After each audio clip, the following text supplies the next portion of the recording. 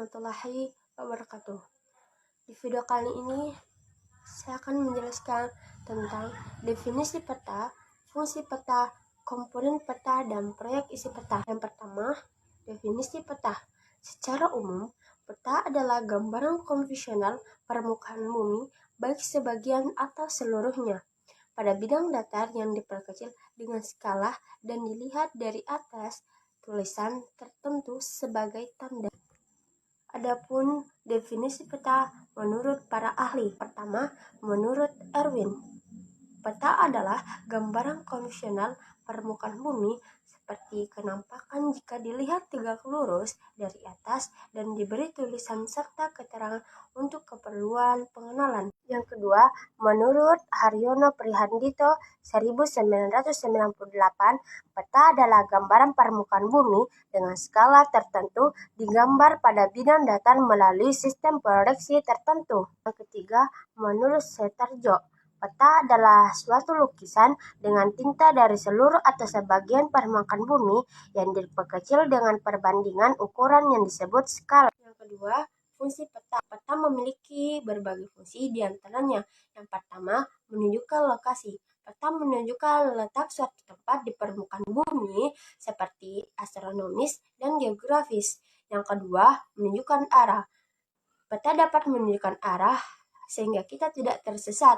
Yang ketiga, menunjukkan ukuran dan jarak. Peta menunjukkan ukuran jarak atau luas dan arah suatu. Yang keempat, menunjukkan bentuk-bentuk permukaan di bumi. Peta menggambarkan bentuk-bentuk di permukaan bumi seperti benua, pulau, sungai, laut, dan gunung. Yang kelima, menyediakan data potensi wilayah.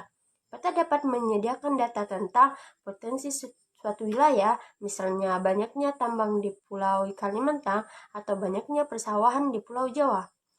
Yang keenam, alat bantu peneliti. Peta digunakan untuk mengetahui kondisi suatu daerah yang akan diteliti, seperti ketinggian dan curah hujan. Yang ketiga, komponen-komponen peta. Berikut adalah beberapa komponen peta yang penting untuk diketahui dalam memahami dunia. Yang pertama, judul peta. Judul peta adalah informasi dasar yang menyatakan tentang apa yang akan ditemui dalam peta tersebut. Yang kedua, skala peta. Skala peta adalah rasio perbandingan antara jarak pada peta dan jarak sebenarnya di permukaan bumi. Yang ketiga, garis lintang.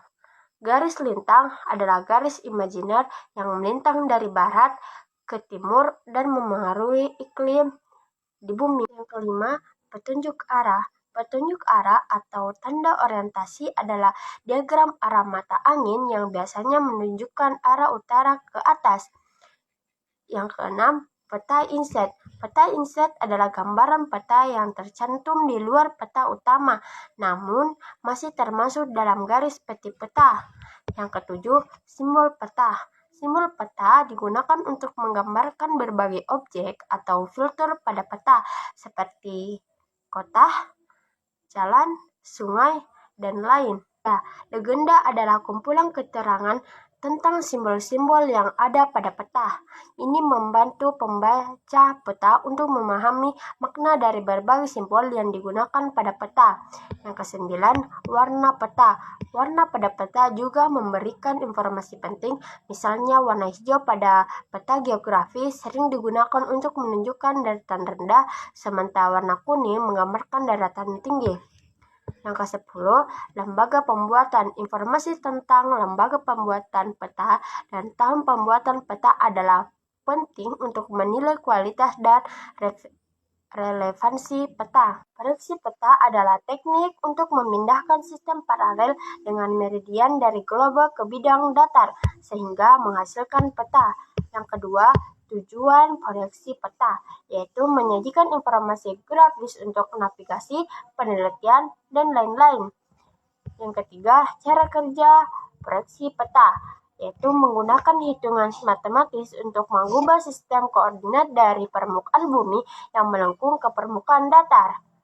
Yang keempat, pertimbangan proyeksi peta. Yang pertama, bentuk, luas, dan letak daerah yang akan dipetakan.